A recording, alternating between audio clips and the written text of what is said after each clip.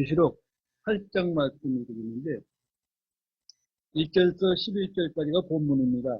1절, 2절 읽고 한 절씩 살펴보도록 하겠습니다. 계시록 8장 1절, 2절 다 같이 한 목소리로 읽어보겠습니다. 그분께서 일곱째 봉인을 여실 때에 하늘이 반시간쯤 고요하더라. 내가 하나님 앞에 서 있는 일곱 천사를 보았는데 그들에게 일곱 나팔이 주어졌더라. 아멘. 잠깐 기도하겠습니다. 걸어가시고 은혜가 풍성하신 주님, 저희들이 무엇이간데 있도록 사랑하시고 이 어려운 시기, 또한 특별히 더운 이 여름에도 저희들을 지켜주셔서 오늘도 여전히 주님을 흠모하는 마음으로 모일 수 있도록 도와주심을 감사드립니다.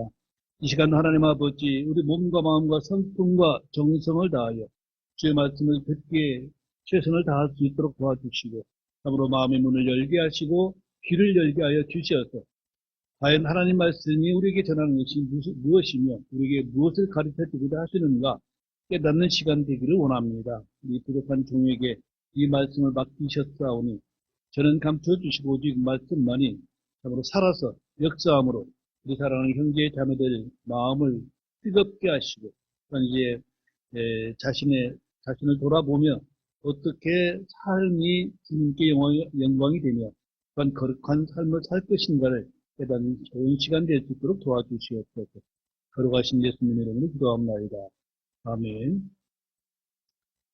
여러분들이 지난 6장에서는 이제 봉인을 여는 장면들이 쭉 나오고 7장에서는 십자가 다툼과 술을 헤아릴 수 없는 많은 무리들이 환란 가운데서 나오는 그런 과정을 여러분들이 보았습니다. 그래서 6장 1절에서 첫째 봉인을 열며 12절에 여섯째 봉인까지 열었을 때 요한은 왕좌에 앉으신 분과 어린 양의 진노가 이 땅에 쏟아지는 것을 보았습니다. 큰 환란은 점점 강도를 더해 가는 모습을 우리가 볼 수가 있죠. 계시록 6장 14절에 보니까 하늘은 두루마리가 합쳐져서 말리는 것 같이 말려 떠나며 모든 산과 섬도 그것들의 자리에서 옮겨지더라. 그렇게 기록하고 있습니다. 하늘이 말려간다. 여러분들은 상상이 됩니까? 어떤 형상인가? 저는 도저히 이제 그려볼 수가 없습니다. 그런데 하늘은 환란 때뿐 아니라 창세기 1장 2절에서도 하늘이 없어지는 모습을 여러분들이 아마 볼 수가 있을 것입니다. 기쁨의 물에 쌓여서 하나님께서 창세기 1장 1절에 하나님께서 하늘과 땅을 처음에 하늘과 땅을 창조하시리라 했을 때 그 하늘 1절에서 만드셨던 하늘이 2절에서 없어졌습니다. 그리고 다시 하나님께서 궁창 하늘을 만드시는 장면을 이제 창세기에서 보았을 것입니다. 성경을 자세히 깊이 보는 사람들은 그게 보이지만은 그렇지 않은 사람들은 1장 1절에 하늘이 계속해서 지금 있는 하늘이라고 생각하는 사람들도 많을 것이지만 절대 그렇지는 않습니다. 자, 하늘과 땅에서는 대대적인 지각 변동이 일어납니다. 사람들은 왕들로부터 노예들에 이르기까지 모두 동굴과 산들의 바위들 속에 숨어서 죽기를 바라고 있습니다. 얼마나 고통스러우면은 저 크나큰 돌이 굴러 내려와서 나를 한 번에 확 죽였으면 이런 간절한 마음을 담았던 것이 바로 6장에서 우리가 본 것이죠. 6장 16절에 보니까 산들과 바위들에게 이르되 우리 위에 떨어져 우리를 숨기라. 난 죽고 싶다. 근데 죽을 방법이 없어요. 왜? 죽음이 피해가기 때문에. 그래서 차라리 이런 고통 속에 사는 것보다는 저 바위가 굴러와서 나를 죽였으면 그런 장면을 우리가 6장에서 보았습니다. 그들은 산들과 바다들 속에 살기 위해 숨은 것이 아닙니다. 그들은 어린 양의 진노를 감당하지 못해 차라리 자기들이 위해 떨어져 딸려 죽기를 바라지만 그들의 간절한 죽음의 소망은 응답받지 못했습니다. 이렇게 땅에 거하는 자들에게 죽음의 소망마저도 외면하는 것을 우리가 계시록 6장에서 보았습니다. 자, 앞으로 열리는 계시록 9장 6절에는 어떤 말씀이 있는가? 그날들은 사람들이 죽음을 구하여도 그것을 찾지 못하겠고 죽기를 바라라 죽음이 그들을 피하리라. 왜 우리 여행에서 돌아올 때 김포공항에서 이제 택시를 타고 오는데 여자 운전사를 만났습니다. 근데 이제 이런저런 얘기를 아주 잘 하더라고요. 근데 그 인천대교를 건너오면서 여기서 자살한 사람이 참 많습니다. 그러니까 근데 왜 자살을 하죠? 자살할 용기가 있고 자살할 힘이 있다면 그걸로 충분히 살 텐데 이런 얘기를 해요. 그래서 제가 저는 오직 하면 좋겠습니까? 저는 좀 이해는 갈만합니다. 그런 얘기를 했는데 자 자살도 마음대로 할 수가 없는 시기가 옵니다. 왜? 죽음이 피해가는 거예요. 어떤 방법으로 죽을 수도 없어요. 또 얼마나 괴로웠을까 하는 생각이 듭니다. 이제 그들에게는 심판밖에 아무런 소망이 없습니다. 어린 양의 진노의 포도즙 잔을 고스란히 모두 마셔야 합니다. 여섯째 복음이 열린 후에 주님은 곧바로 일곱째 복음을 열지 아니하시고 큰 환란 동안 이 땅에서 구원받을 혼들을 보여주는 것이 바로 7장 말씀입니다. 7장은 큰 환란에서 구원받은 두 부류의 성도들이 있는데 14만 4천의 이스라엘 12지파에서 선정된 주의 종들이 나오고 또 이제 큰 환란에서 왕국 복음을 전하기 위해서 그들이 각 지파별에서 1,100명 14만 4천이 선발이 됩니다. 예, 지난 시간에도 말씀을 드렸지만 이들은 환란 가운데 죽지 않습니다. 왜냐? 하나님이 인을 맞은 자들, 그러니까 인을 맞은 자들은 죽이지 못하게 하나님께서 막고 있습니다. 이들이 왕국 복음을 전하게 되죠.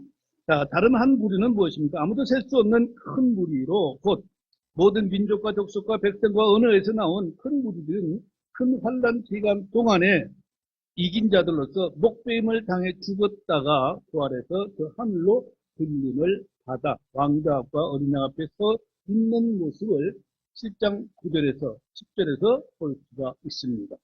이들은 모두 성소에서 밤낮으로 하나님을 섬기는 사람들입니다. 저 하늘에는 부활한 구약 성도들, 부활과 휴거를 통해 올라간 신약 성도들, 그리고 큰 환란 때 올라간 환란 성도들이 있습니다. 이들은 모두 첫째 부활에 속한 자들로 부활의 첫 열매들이다. 이렇게 성경은 기록하고 있습니다. 이 큰 환란 전에 크리스천들이 모두 하늘로 들림을 받고 큰 환란이 끝나기 전에 환란 성도들이 모두 들림을 받게 됩니다. 그 외에 큰 환란 때 죽임을 당하지 않고 육신으로 살아남은 사람들은 천년 왕국으로 육신을 가지고 들어가게 됩니다. 이들이야말로 큰 환란을 통과한 사람들이라 이렇게 말할 수가 있죠. 이들은 육체로 구원받은 자들이다. 마태복음 24장 22절에서 말하고 있습니다. 이들은 이제 휴거와는 아무런 관련이 없는 것이죠. 이들은 7년이라는 기간을 끝까지 잘 견디고 환란이 끝나면 천년 왕국으로 들어가 천년 동안에서 육체의 몸으로 나무의 수명처럼 오래 살면서 결혼하고 파산하고 번성하여 땅을 채우며 죽기도 할 것입니다. 이들이야말로 이제 무드셀러와 같은 장수를 누릴 수 있겠죠. 천연왕국은 어린아이들이 독사굴에 소리를 넣어도 해를 입지 않는 때이지만 아담으로부터 이어지는 죄악들의 본성은 여전히 잠재해 있습니다. 그러다가 천년이 끝나가는 시점에 사탄이 풀려나와 민족들을 미혹할 때 그들에게 동조하는 자들은 어린 양의 도성을 에워싸지만 엘리야 때처럼 하늘에서 내려오는 불로 말미암아서 이제 한순간에 그들은 다 멸망을 하게 될 것을 계시록 20장 9절에서 말하고 있습니다. 이렇게 큰 환란에서 구원받은 성도들을 본 후에 요한이 본 것이 일곱째 봉인입니다. 이제 일곱째 봉인이 열리는 것을 오늘 계시록 8장에서 보게 됩니다. 6장에서는 여섯째 봉인까지 열었죠. 그러다가 7장에서 이제 환란 성도들을 이야기하고 건너뛰어서 8장에서부터 7째 봉인을 열게 되죠. 1절 보겠습니다. 계속 8장 1절에 그분께서 7째 봉인을 여실 때에 하늘이 반 시간쯤 고요하더라. 사도 요한은 어린 양께서 7째 봉인을 여실 때에 하늘이 반 시간쯤 고요했다고 그 분위기와 그 정황을 묘사하고 있습니다. 주목해 보십시오. 땅이 아니라 하늘입니다. 7째 봉인은 하늘에서 본 것들을 기록한 것입니다. 5째 봉인에서 요한은 제단 아래 있는 혼들을 보았고 6째 봉인에서 하늘과 땅의 대대적인 기각변동과 어린 양의 진노를 견디지 못하여 땅에 거하는 모든 사람들의 죽음을 구하는 고통을 보았고 7째 봉인에서는 격변의 6째 봉인과는 대대적인 반전이 일어나고 있는 모습을 보게 되죠. 첫째로 그가 본 것은 반시간 정도의 고요함입니다.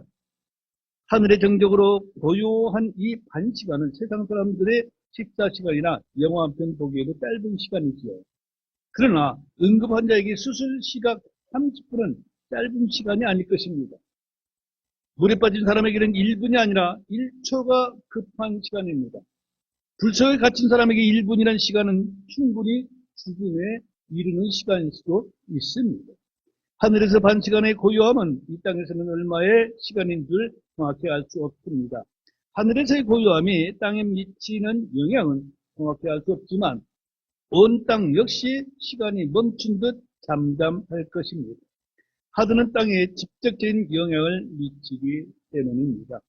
하늘이 반 시간쯤 고요하더라. 어떤 사람들은 이것이 태풍 전의 고요함이라 하고 무대 전환을 위한 임시 정지, 또한 쉼이라고 해석하기도 합니다. 자, 우리는 말씀을 한번 보도록 하겠습니다. 자, 구약성경 하박국서 2장 20절로 가봅시다.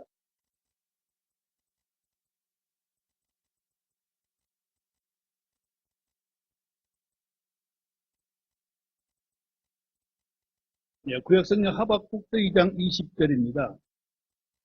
그러나 주는 자신의 거룩한 전에 있으니 온 땅은 그의 앞에서 잠잠히 있을지니라 하신다. 이런 말씀이 있죠.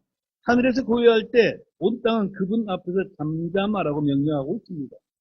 첫째 봉인이 열릴 때부터 6째 봉인 때까지 땅은 각종 재앙으로 땅이나 평안이나 고요함이 없었습니다. 7째 봉인이 열리자 온 땅은 그분 앞에서 잠잠하게 된 것입니다.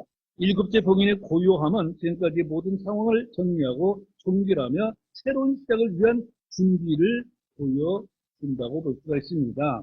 고통으로 울부짖던 사람들이 갑자기 잠잠해지면 잠들었거나 죽은 것입니다. 병원 의사들은 환자의 고통이 반복되는 진통제를 주사해서 잠을 재웁니다. 사람의 죄로 말미암아 땅은 저주를 받았습니다. 땅은 사람들을 인해 더럽혀졌습니다. 땅에는 어린 양의 진노가 쏟아졌습니다. 하늘의 고요함이 있을 때까지 땅은 인식이 없었습니다. 2절 보겠습니다. 계시록 8장 2절입니다. 내가 하나님 앞에 서 있는 7 천사를 보았는데 그들에게 7 나팔이 주어졌더라. 7째 봉인이 열리자 요한은 하늘에서 본 것들을 기록하는데 하늘의 고요함 다음으로 본 것은 하나님 앞에 서 있던 7 천사들이 저마다 나팔을 받은 것입니다. 나팔을 받은 천사들은 찬양대원이나 성가대원이 아닙니다. 그들이 받은 나팔을 불 때마다 땅에는 재앙이 쏟아지게 되는 것이죠. 봉인을 열 때와 다른 재앙들이 땅 위에 쏟아지는데 내용은 8장 11절, 8절에서 11절까지가 될 것입니다. 자, 앞서서 5장에서 7장까지는 어린 양이 손에 있던 봉인된 책에서 봉인이 열릴 때마다 재앙을 보았는데 이는 이 심판의 주체가 어린 양이심을 보여줍니다. 주님의 심판은 미래 책에 기록된 대로 임하는 심판이란 것입니다. 주님의 심판, 재앙, 저주는 책에 기록된 대로 임하는 것입니다.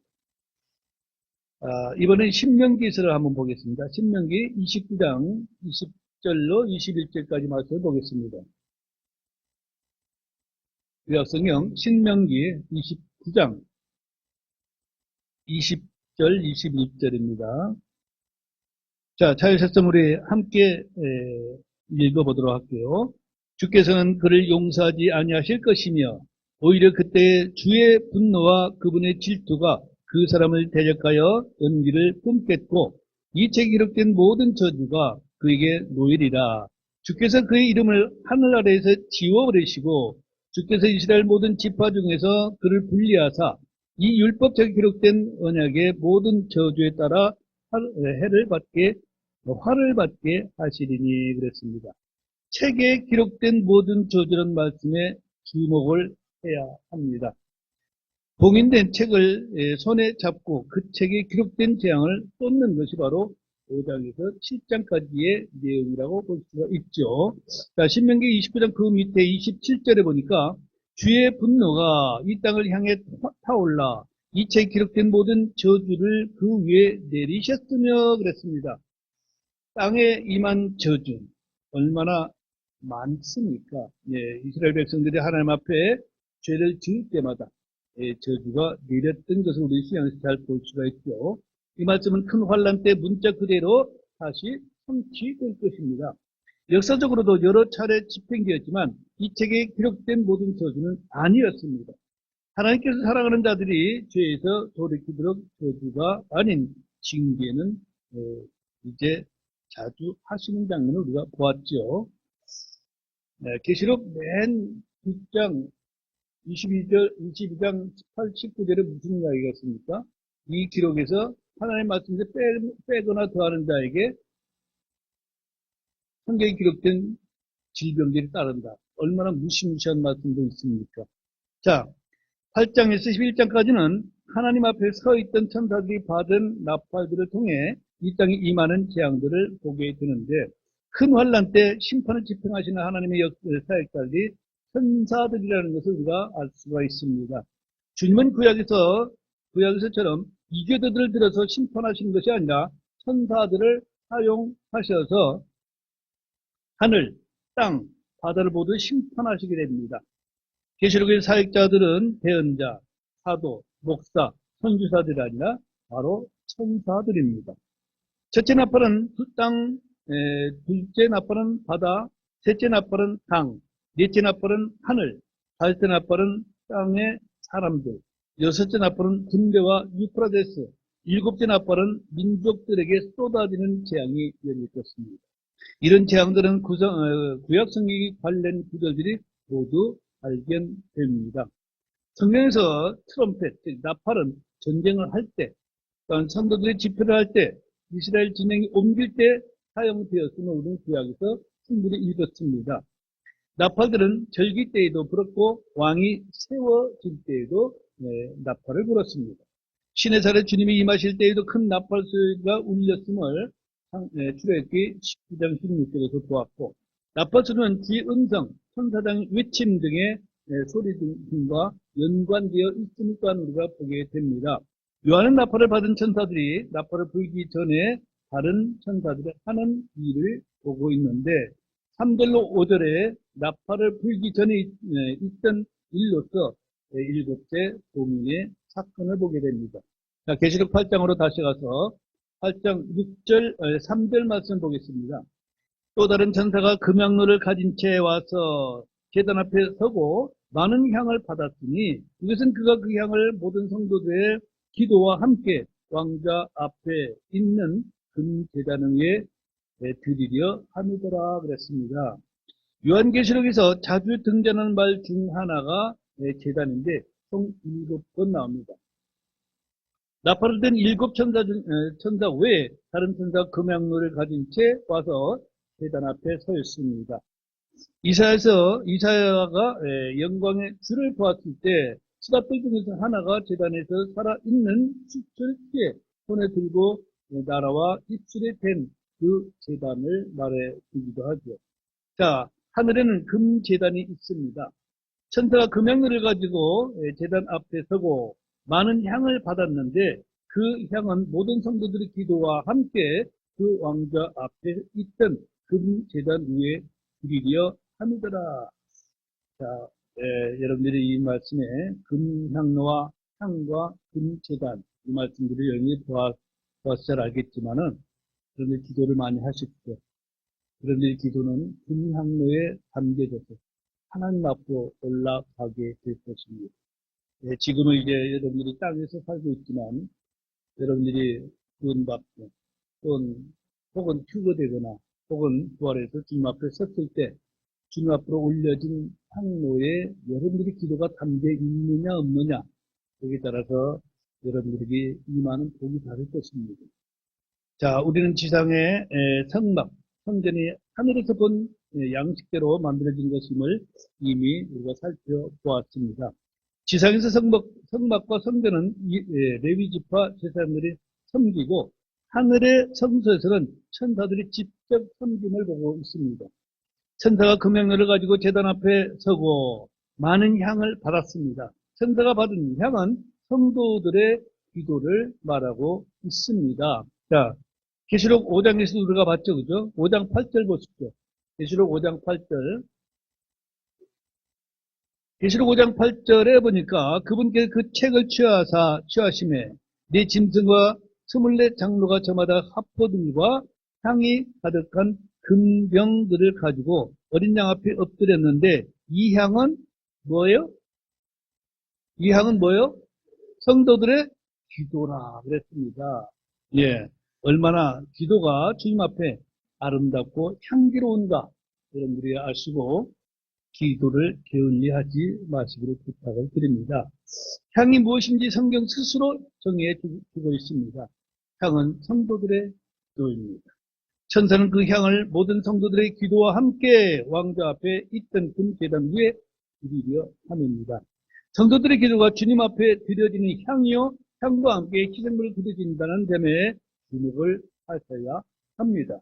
시편 기자는 시편 141편 2절에서 내 기도가 주 앞에 향같이 놓이게 하시며 내 손을 들어 올림이 저녁 희생물 같게 하소서. 자, 향같이 저녁 희생물 같이란 말은 기도에 대한 본질이 담겨 있습니다. 다윗은 자신이 드리는 기도가 무엇인지 정확히 알고 있습니다.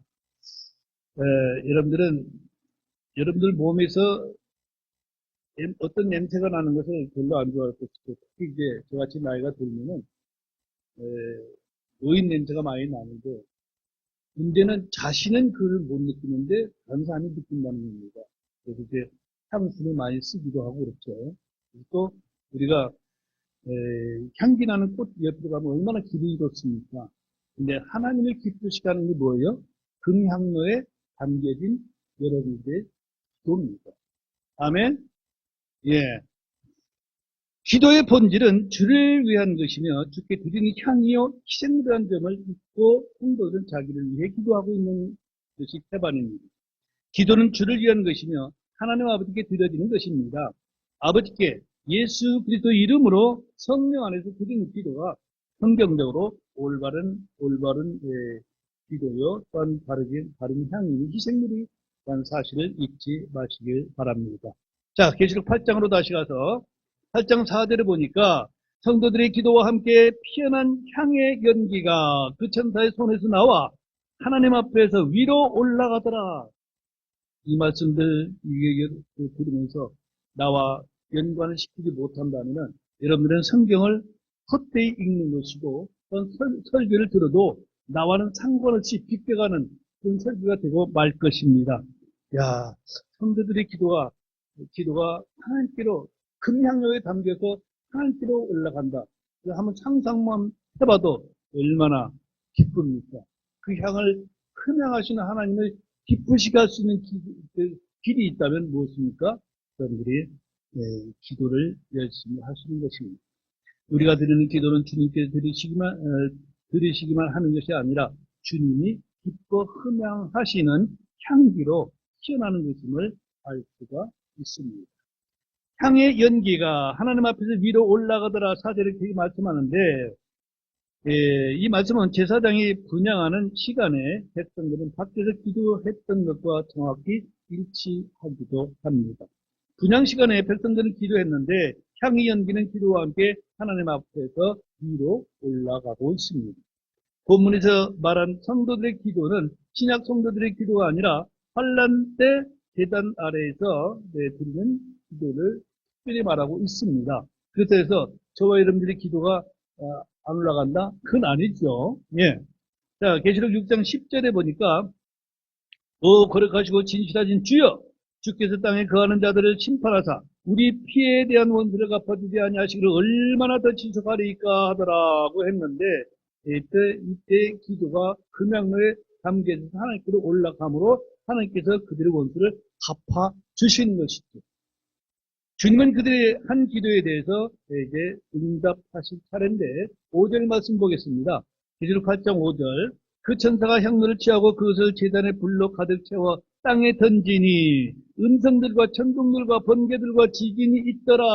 예, 곧바로 응답되는 것을 보게 되죠.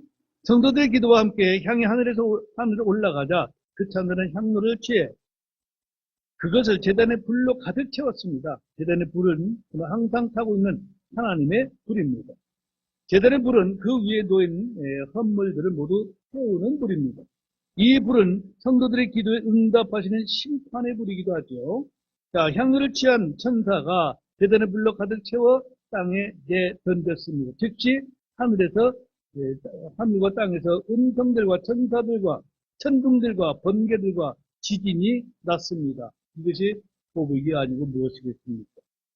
이것들은 하나님의 왕조로부터 나오고 하늘에 있는 하나님의 성전이 열릴 때 언약궤와 함께 있는 것입니다. 일곱째 봉인이 열렸을 때 하늘에서 반시간쯤 정적 후에 이 땅에 벌어지는 현상을 우리가 보고 있습니다. 이로써 황제에 계신 불의 손에서 받은 봉인된 세계 7봉인은 어린 양께서 다 깨셨음을 이제 알게 되죠. 이제 계시록 5장, 6장의 책에 기록한 일곱으로 봉인된 재앙은 끝나고 7절에 구원받은 한만 성도들의 기록 관련된 기사가 나온 다음에 8장으로 들어가 나팔 재앙이 전개되고 있는 것입니다. 자, 8장 6절 말씀을 보겠습니다. 일곱 나팔을 가진 일곱 천사가 나팔을 불려고 준비하더라. 이 또 다른 강도가 더 세어지는 재앙들이 이 땅에 이제 떨어지게 되겠죠. 네. 2절에서 본 일곱 나팔을 가진 천사가 나팔을 불려고 준비하고 있습니다. 자, 그래서 5장에서 7장까지는 온통 어린 양이라는 단어로 넘쳤는데 8장에서 11장까지의 나팔 재앙에서는 어린 양이라는 단어는 한 번도 나오지 않습니다. 일곱 나팔 재앙은 넷과 셋으로 구분할 수가 있는데 첫째부터 넷째까지는 땅, 바다, 강, 하늘 등 자연 환경에 쏟아지는 재앙입니다. 다섯째부터 일곱째까지는 사람들에게 직접 쏟아지는 재앙입니다. 하나님은 봉인 재앙에서 보여주신 것들을 좀 더 상세하게 나팔 재앙을 통해 큰 환란이 이 땅에 있을 일들을 보여주고 있습니다. 여러분들이 잘 알다시피 7년 환란은 전 3년 반, 후 3년 반으로 나누게 됩니다. 전 3년 반은 대체로 자연적인 재앙이 따르게 되겠고, 후 3년 반은 이제 짐승 통치 시대로부터, 통치로부터 사람들이 직접 겪는 재앙들이 될 것입니다. 처음 내세운 어떤 장소에 부어지는 재앙입니다. 뒤에 셋은 어떤 사람들이 부어지는 재앙이라고 볼 수가 있는데, 처음 내선 내선 자연재앙을 통해서 물질적 손실을 입게 됩니다. 뒤에 셋은 사람에게 가해지는 고통입니다. 첫째 넷은 처음 넷은 생명의 부단물들을 치는 것입니다. 뒤에 셋은 생명 그 자체를 치는 것입니다. 봉인재앙에서는 첫 봉인부터 여섯째 봉인까지 모두 땅에 관련되어 있고 일곱째 봉인만 하늘에 관한 것입니다. 나팔재앙에서도 똑같이 여섯째 나팔까지는 땅에 관련되어 있습니다.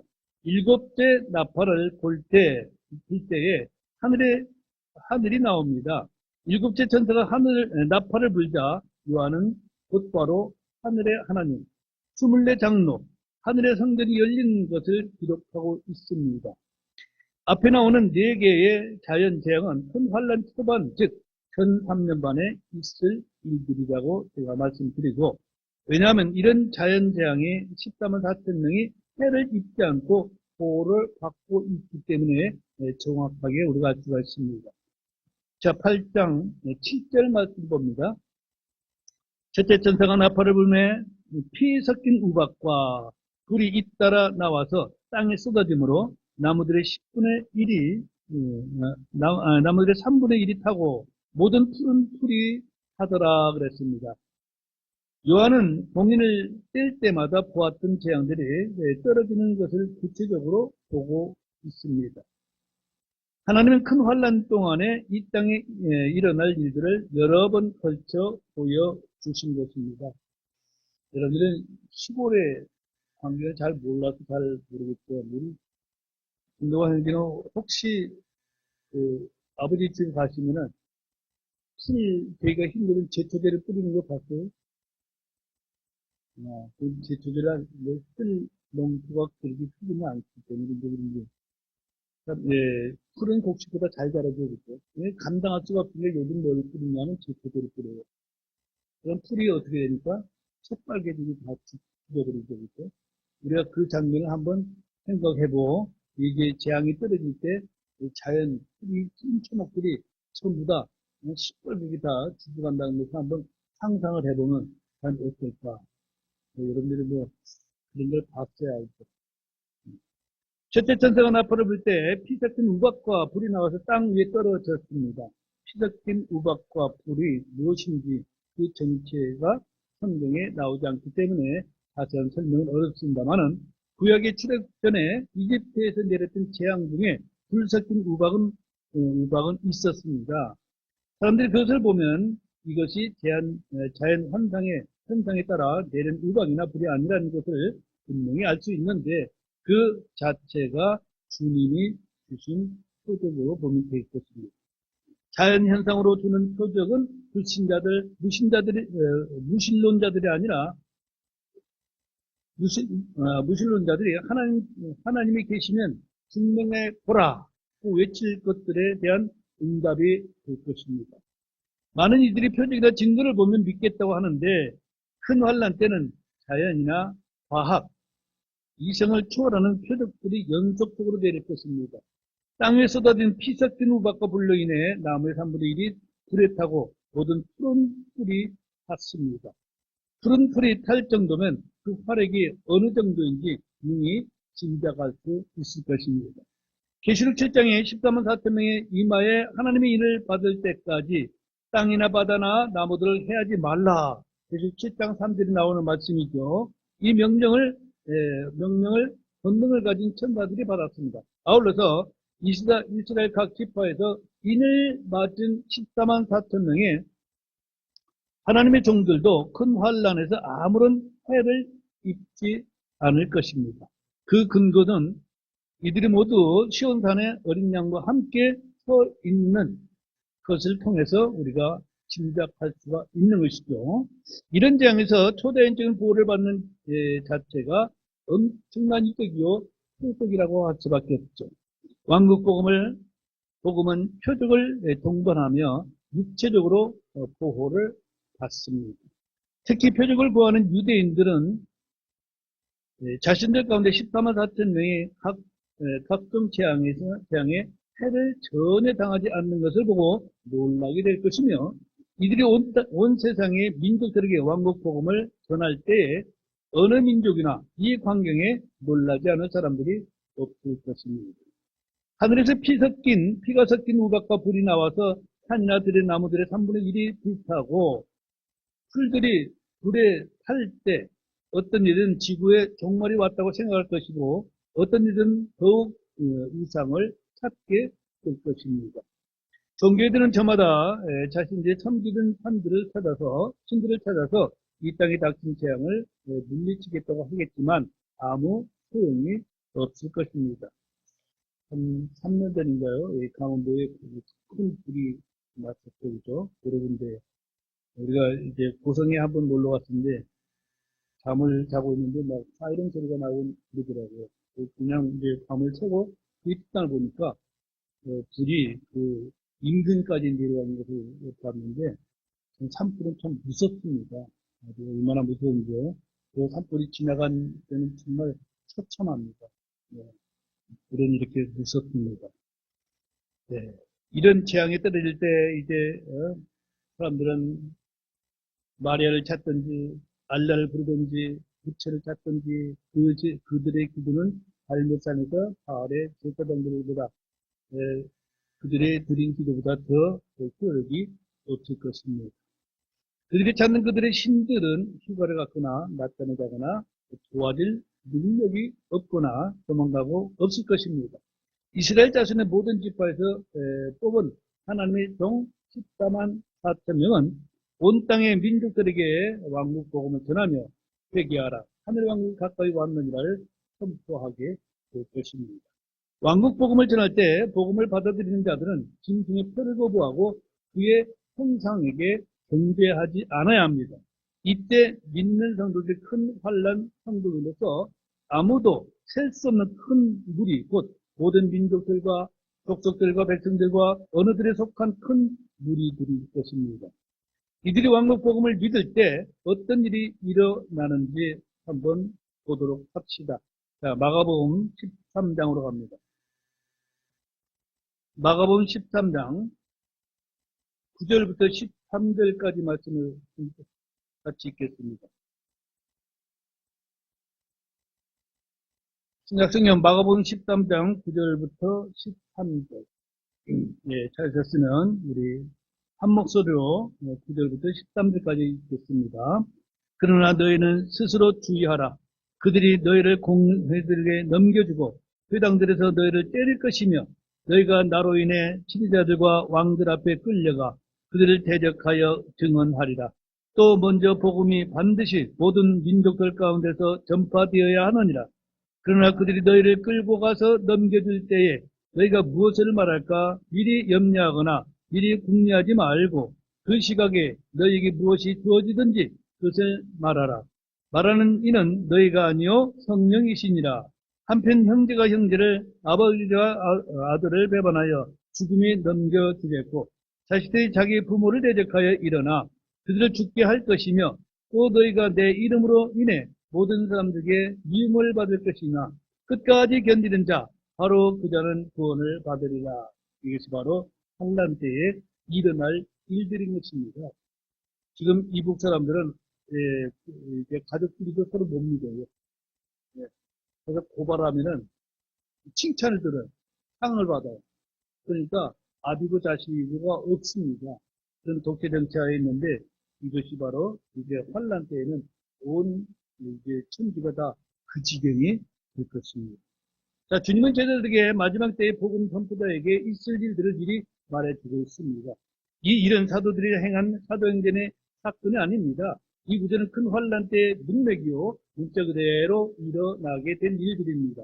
큰 환난 때 왕국 복음을 믿게 될 이방인들이나 유대인들은 공회에 넘겨지고 매를 맞고 또한 지도자들과 왕들 앞에 끌려가 이제 증언하게 될 것입니다. 본문에서 말하는 복음은 은혜의 복음이 아니라 왕국 복음으로서 반드시 모든 민족들 가운데 널리 알려져야 합니다.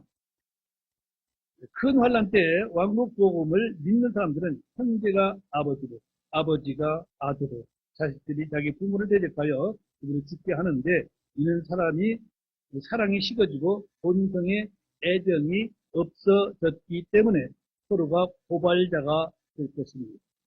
이 말씀을 현 시대에 적용하여 크리스천이 되면 가족 간에 불화하게 되고 원수가 된다고 말하지만 교리적 적용은 환난 때에 일어날 일들입니다.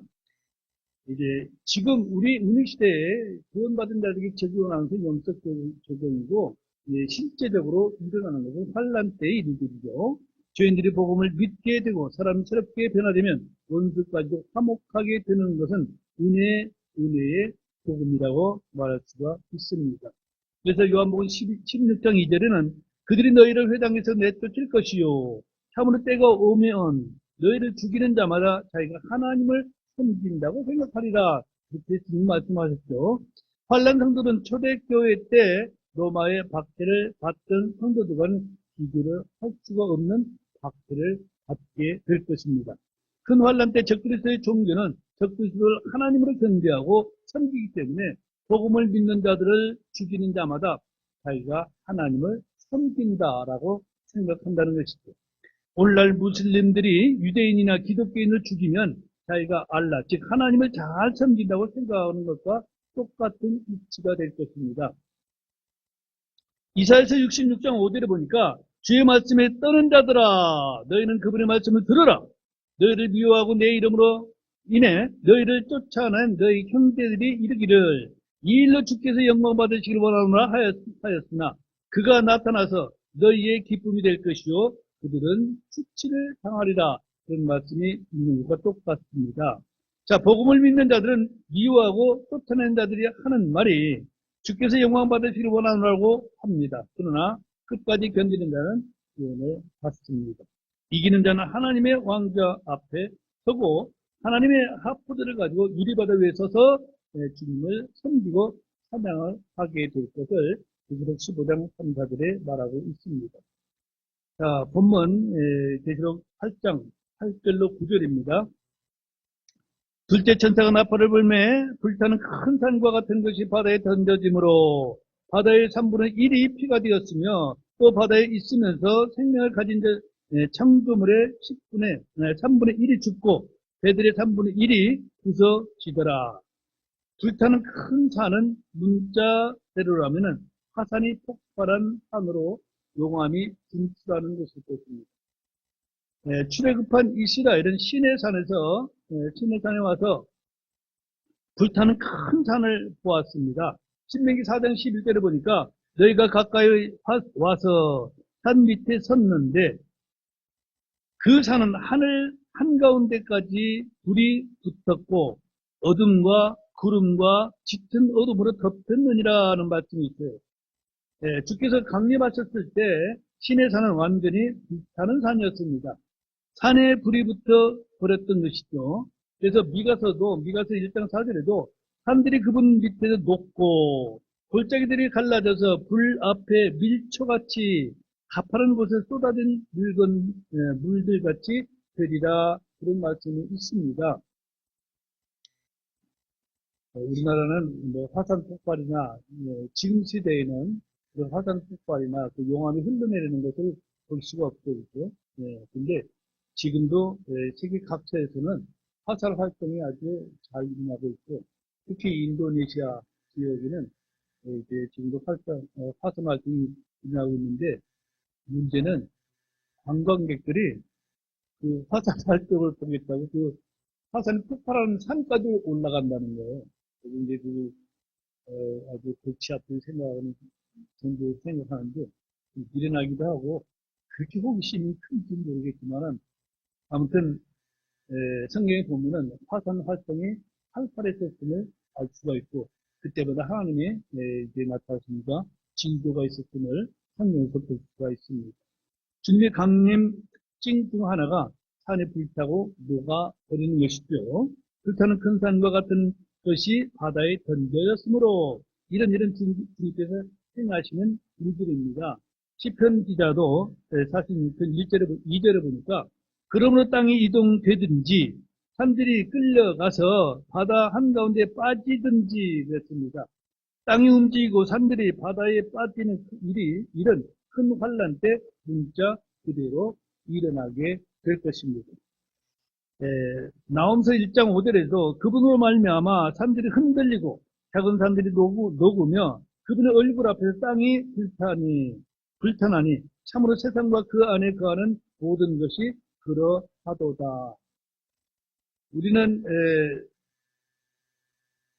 남해 가면 섬들이 많죠, 그렇죠? 서해에도 섬들이 많지만은 그 섬들이 왜 생겼는지 뭐 별로 크게 생각 안 해보죠, 그렇죠? 이런 것들이 전부 다 화산 활동에 의해서 생겨진 섬들입니다. 그러니까 이제 환란 때는 이 화산을 인해서 지각들이 많이 일어나겠죠, 그렇죠? 있었던 땅들이 쪼개지고 없어지고 없었던 땅들이 솟아나게 되고 이런 것들이 다 화산 활동에 의해서 이루어지는 것들입니다.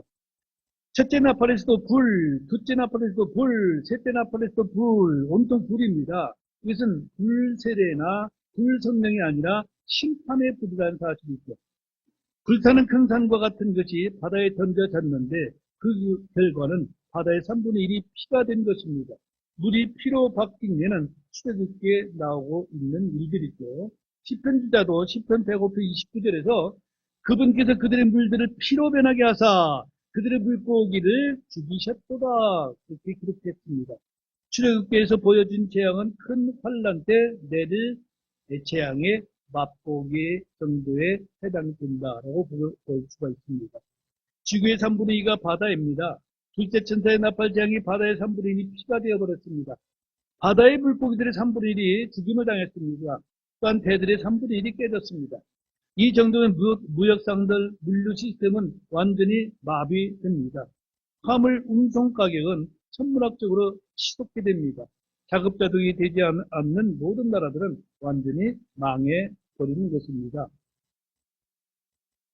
중동에 있는 운하 이름이 뭐예요? 스웨즈 운하가 한때 큰 대로에서 막혔을 때 그 물류 대란이 일어났습니다. 예. 그것을 통해서 이제 화물이 왔다 갔다 하는데 그걸 피해서 돌아다니자면 적자가 이만저만이 아니라는 얘기가 있죠. 예. 자, 그런 것들 간단한 문제들도 우리 세계에 얼마나 큰 영향을 미치는가 생각해 볼 때 관련되는 과연 어떨 것인가. 자, 이제 8장 11절, 10절, 11절 보겠습니다. 계시록 8장 10절, 11절. 첫째 천사가 나팔을 불매 등불처럼 타는 큰 별이 하늘로부터 떨어져 강들의 3분의 1과 물들의 근원에 위에 떨어졌는데 그 별의 이름은 쑥이라 하느니라. 그 물들의 3분의 1이 쑥이 되매 물들이 쓰게 되므로 많은 사람들이 그 물들로 인해 죽더라. 나팔장의 특징은 뭔가 하늘에서 떨어지는 것입니다. 첫 번째 피 섞인 우박과 불이 떨어졌고 7절에서 두 번째 나팔은 큰 산 8절에서 같은 것이 바다에 떨어졌고 세 번째는 등불처럼 타는 큰 별이 하늘로부터 떨어졌음을 10절에서 말합니다. 이는 심판을 주관하시는 분이 하나님이심을 알려주는 것입니다. 심판의 집행자들은 곧 천사들입니다. 사람들은 이 땅의 주인이 사람인 줄 알고 있지만 사람은 이 땅에서 아무것도 자신의 소유가 없습니다. 환경보호론자들은 아무리 애를 써도 환경을 전혀 보호할 수 없습니다. 지구를 어머니라고 외치는 이들 역시 하늘에서 땅으로 떨어지는 이런 것들로부터 땅을 지킬 수도 보호할 수도 건져낼 수도 없습니다. 사람들은 하늘과 땅이 저절로 존재하거나 수백억 년에 걸쳐서 진화한 줄로 여길지 몰라도 하늘과 땅을 창조하신 분은 하나님이십니다. 창조주, 창조신앙은 모든 신앙의 기본이 되는 것이죠. 시편 45편 18절에서 그런 말씀을 하고 있습니다. 하늘을 창조하신 주께서 이같이 말씀하시니라. 하나님은 친히 땅을 조성하고 만들며 죄송합니다. 이사야서 45장 18절이죠. 만들며 굳게 세웠으되 땅을 헛되이 창조하지 아니하고 사람이 거주하도록 창조하셨느니라. 나는 주니라. 나 외에는 다른 자가 없느니라. 이사야서 45장 18절에 이렇게 기록하고 있음을 보게 됩니다. 하나님께서 거주하도록 조성하신 땅은 그 사람들이 죄로 말미암아 저주를 받았고 사람은 땅을 살고 씨 뿌려 먹고 살다가 땅으로 다시 돌아가야 하는 존재가 되고 말았습니다. 등불처럼 타는 큰 별은 유성이거나 해성이거나 문자 그대로 별입니다. 천문학자들이 예언하는 것 가운데 하나가 이것이죠. 불타는 별이 지구에 떨어지면 핵무기 수천 개의 위력보다 더 크므로 그것이 인류의 재앙이나 종말이라고 말하고 있습니다. 그들의 그런 말은 계시록 8장 8절 10절에서 문자 그대로 성취되는 것을 목격하게 됩니다. 이 별의 이름은 쑥입니다. 수많은 성경 주석가들은 신학자들이 기록된 그대로 믿기보다 달리 해석해서 믿기를 좋아하는 거로 이 구절에서 큰 별은 천사이거나 아니면 위대한 종교 지도자 또는 정치 지도자라고 말하는 주석들이 많이 있습니다. 어떤 이는 거짓 대언자나 또는 적그리스도일 것이라고 말하기도 합니다. 영적 해석을 즐기는 이들은 문자 그대로 읽고 믿는 이들이 한심해 보이고 미지해 보이는 수준입니다. 수준이 낮다고 여기고 있을 것입니다. 그러나 성경에서 타오르는 등불이라고 하면 침례인 요한과 같은 사람을 말하기도 합니다. 요한복음 5장 35절에서 그는 타오르면서 빛을 내는 등불이었으므로 너희가 한동안 그의 빛을 기뻐하기 원하였으나 주님은 제자들에게 너희 허리에 띠를 띠고 너희 등불을 타오르게 하며 그런 명령을 하실 적도 있죠. 자, 하늘에서 그 등불처럼 타오르는 큰 별이 떨어진 것을 사람에 비유한다면 침례인 요한과 같은 사람, 크리스천들이 떨어졌다고 하는데 이는 전혀 말이 되지 않습니다.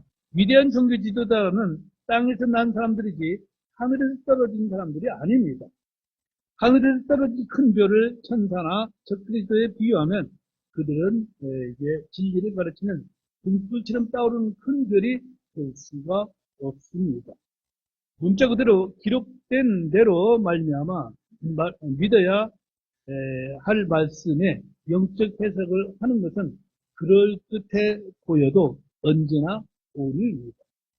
성경은 읽는 대로 믿고 해석하는 것이 가장 쉽고 가장 안전합니다. 주님은 하늘에서 떨어진 등불처럼 타는 큰 별의 이름을 숨기라고 하셨는데 이 이름은 천문학자들이 붙인 이름이 아닙니다. 하나님께서 별들을 만드신 분이신데 별들마다 이름을 지으시고 그 이름대로 부르신다고 시편 147편 4절에 말씀하고 있습니다. 그분께서 별들의 수효를 채시고 그들을 다 그들의 이름으로 부르시는도다 그랬습니다. 여기에 별은 문자 그대로 별입니다. 별들 중에 쑥이란 이제 불리는 별이 강들의 3분의 1과 물들의 근원들 위에 떨어진 것입니다.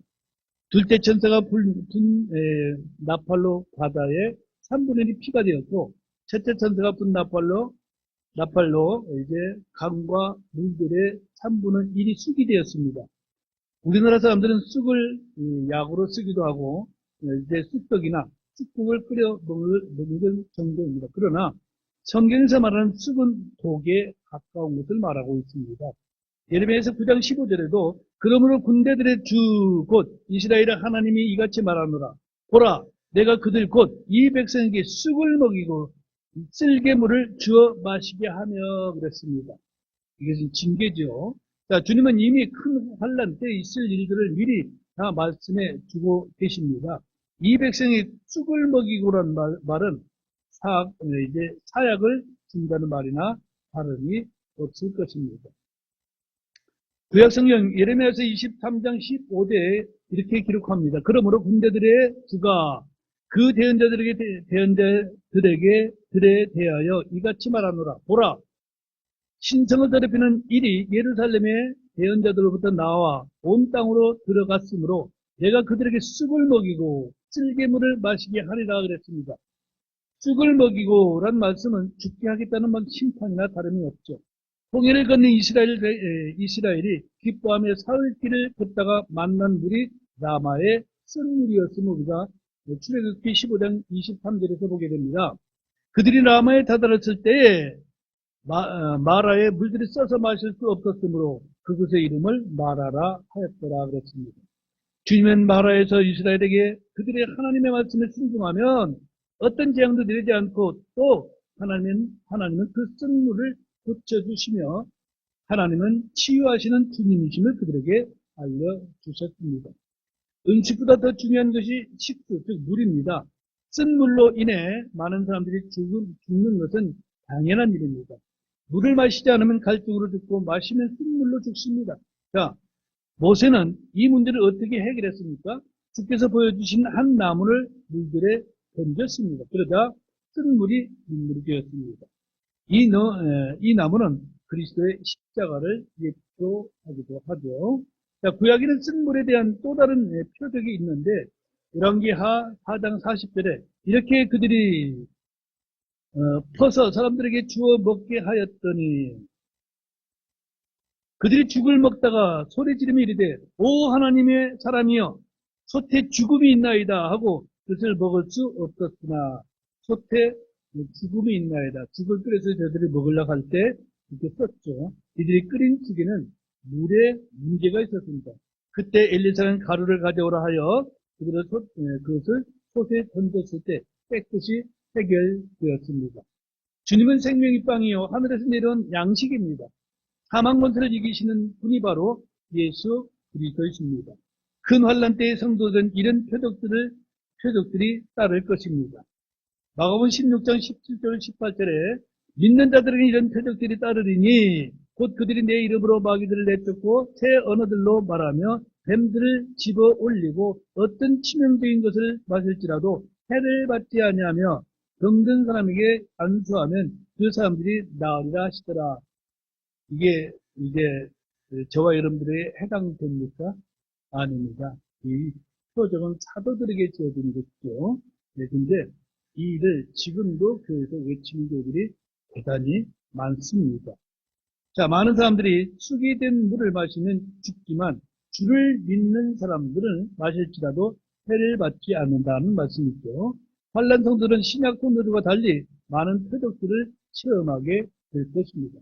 많은 사람들이 그 물들로 인해 죽으리다 11절에 말씀하신 대로죠. 오늘날 교회 시대에 이런 표적을 행하겠다고 하는 이들은 거짓입니다. 신약의 초기에서 이런 표적들은 사도들에게 주어졌음을 알게 됩니다. 사도행전 2장 43절에 모든 혼유에 두려움이 닥치고 사도들을 통해 많은 이적들과 표적들이 이루어짐에 그렇게 기록하고 있기 때문에 사도들의 표적이지 우리 시대의 성도들에게 따른 표적이 아닙니다. 누구에게 적용하느냐, 어느 시대에 적용하느냐, 그래서 큰 차이가 있습니다.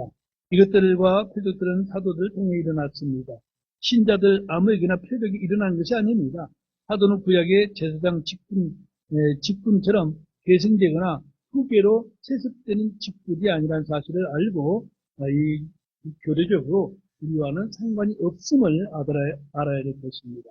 사도행전 5장 12절에도 사도들의 손을 통해 백성 가운데 많은 표적들과 이적들이 일어나며 그들이 다 한마음이 되어 솔로몬의 주랑에 모여 있었고 그렇게 나왔죠. 자, 표적들이 누구를 통해 일어났는지 보십시오. 예루살렘이 이미 믿는 자들이 수천 명이 넘지만 표적들과 이적들은 사도들의 손을 통해서 일어났음을 기록하고 있습니다. 이적들과 기적들이 성도들을 통해 일어나는 일이 간혹 있기는 하지만 표적은 사도들의 손을 통해서만 일어난다는 사실입니다. 왜 그렇습니까? 사도의 표적들이기 때문입니다. 일반 성도들이 일어나는 것을 표적이라고 말할 수는 없다. 이런 얘기죠. 자, 고린도서 12장 12절에 진실로 내가 너희 가운데서 모든 인내와 표적들과 기적들과 이적들과 강력한 행위들로 사도의 표적들을 행하노라. 사도 바울이 말하고 있습니다. 우리는 에베소 교회처럼 스스로 사도라고 말하거나 사도가 아닌 자들을 시험해서 그들이 거짓말하는 자들임을 알아내야 합니다. 사도의 표적들 가운데 하나가 이것입니다.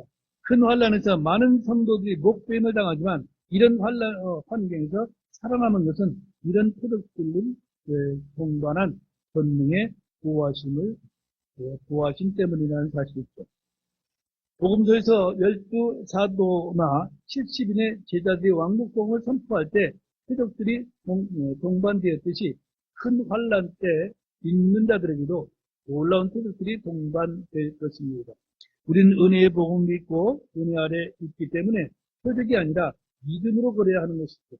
표적을 구하지 않고 믿음으로 살아가야 합니다. 이를 잘 분별하지 못하면 큰 오류에 빠지게 될 것입니다. 우리는 말씀 대상, 시대를 정확히 나누어서 알고 적용을 해야 합니다. 성경의 모든 구절을 자신에게 해당되는 길로 알다가 불신에 빠지거나 말씀에 맞추려고 명예를 하거나 비유로 적용하는 것은 모두 오류인 것입니다. 주의 말씀은 순수하고 완전합니다. 성령께서 친히 주의 말씀을 우리 마음속에 깨닫게 해 주시기를 간구합니다.